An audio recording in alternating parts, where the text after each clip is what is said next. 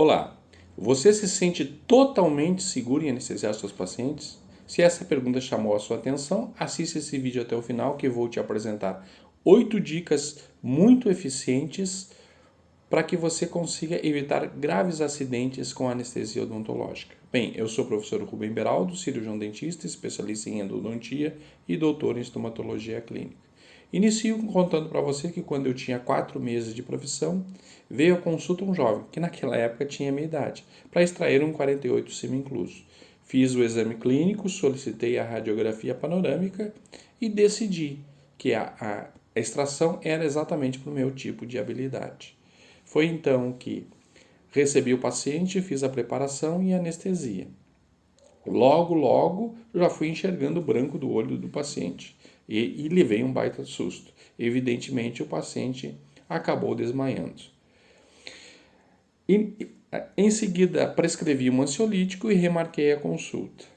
O paciente voltou, iniciei a anestesia e tudo de novo se repetiu. Foi quando a jovem esposa dele entrou na sala e me disse: doutor, isso sempre acontece. Ele morre de medo de dentista, diz ela com certo sorrisinho. Bom, respirei e o pavor foi passando. Pensei por que ele não tinha me dito. E aí continuei a extração com sucesso, claro que guiado por nossa padroeira Santa Apolônia. Eu tenho para dizer para vocês que naquele momento me faltou experiência, mas sobretudo muito mais estudo. Me safei daquela situação crítica e isto me ajudou a uma melhor trajetória profissional, estudando sozinho, na universidade, em curso de atualização e até ensinando odontologia. Fui construindo a minha vivência no consultório, no exército, em sindicatos, na prefeitura, atendendo pacientes com doença renal, na odontologia hospitalar, ensinando clínica integral e atuando em endodontia e estomatologia. Tudo isso foi me mostrando a importância da anestesia local, que eu não tinha consciência naquele meu primeiro atendimento. Bem, mas com tudo isso, há risco em se aplicar anestesia local? Continue assistindo esse vídeo que eu vou te apresentar um breve, mas importante reflexão com relação à segurança da anestesia local, como parte de aula que dei. Mas antes, lembre-se de ficar até o final do vídeo, que te darei 8 dicas que considero as mais importantes e que têm me ajudado.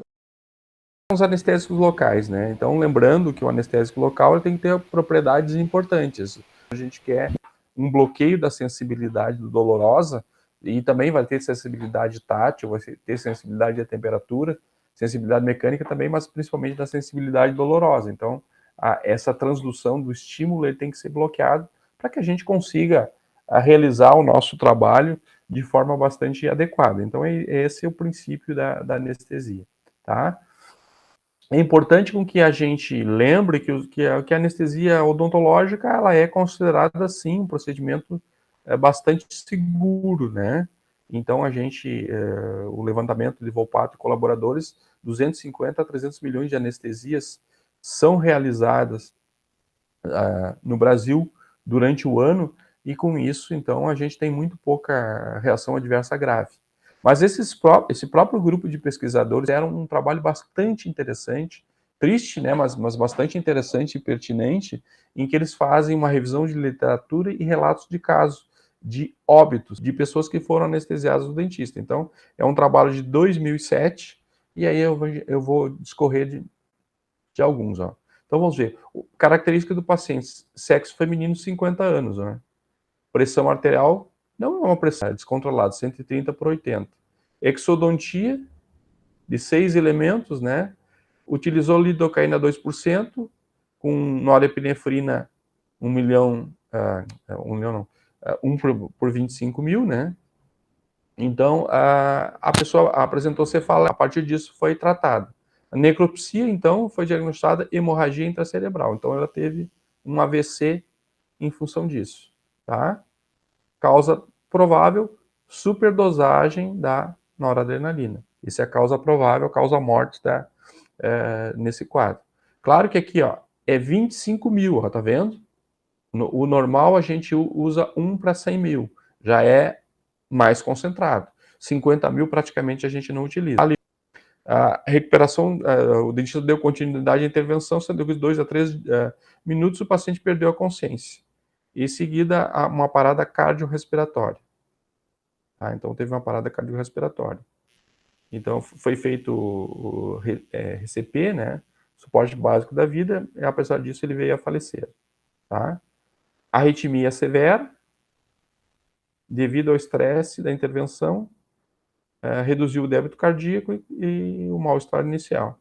Então, precipitou uma falha aguda do ventrículo esquerdo e o edema no pulmão, que foi fatal para esse paciente. Caso número 13, então. Sexo feminino, 22 anos, jovem, alveolar inferior, lidocaína com norepinefrina, 1 para 80 mil, palidez, perda de consciência, enfim. O exame pós-mortem revelou edema pulmonar agudo e causa provável falência aguda do ventrículo esquerdo, provocando edema, tá? Induzindo a convulsão. Outra hipótese que foi aventada foi a hipersensibilidade, então sensibilidade à lidocaína, tá? Pela pequena quantidade do anestésico. O paciente número 4, então, sexo feminino, 58 anos, hipertensão arterial, não foi relatada na anamnese, a importância que nós temos da anamnese, usava diurético do grupo tiazida, foram colocados 1,1 tubete de lidocaína 2% com norepinefrina, 80 mil de novo, para uma exodontia. A necropsia, então, hemorragia encefálica, um AVC, aneurisma na artéria central e a ação da adrenalina associada à liberação das catecolaminas endógenas pelo estresse. Então, são algumas das situações. Vou dar uma ênfase aí, até para a gente ver. Claro que a gente vai continuar anestesiando, né, normal, até porque a estatística diz que é 250 milhões, mas nós temos idade. Isso é bem importante até para a gente melhorar, para não banalizar o processo da anestesia. Depois desses dados apresentados e discutidos, a pergunta é agora a seguinte: tu se sente seguro? Devemos continuar anestesiando os nossos pacientes? Bom, sim, sem titubear eu te digo, claro que sim, e de forma segura. Se você tiver estudo e cautela e seguir essas 8 dicas que tenho utilizado com sucesso. Em primeiro lugar, tenha o máximo de atenção à anamnese. Se faça entender, utilize um linguajar que o paciente possa te dar todas as informações. Verifique os sinais vitais na primeira consulta e antes de eventual cirurgia.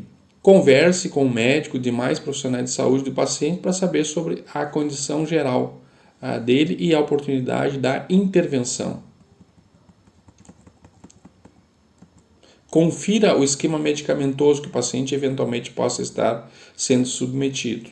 Isso pode haver interação medicamentosa e também a oportunidade da cirurgia.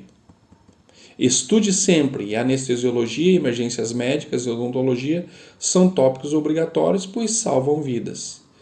Lembre-se, sempre há o tipo de anestésico, a dose e o vasoconstritor mais adequado a cada paciente que tratamos.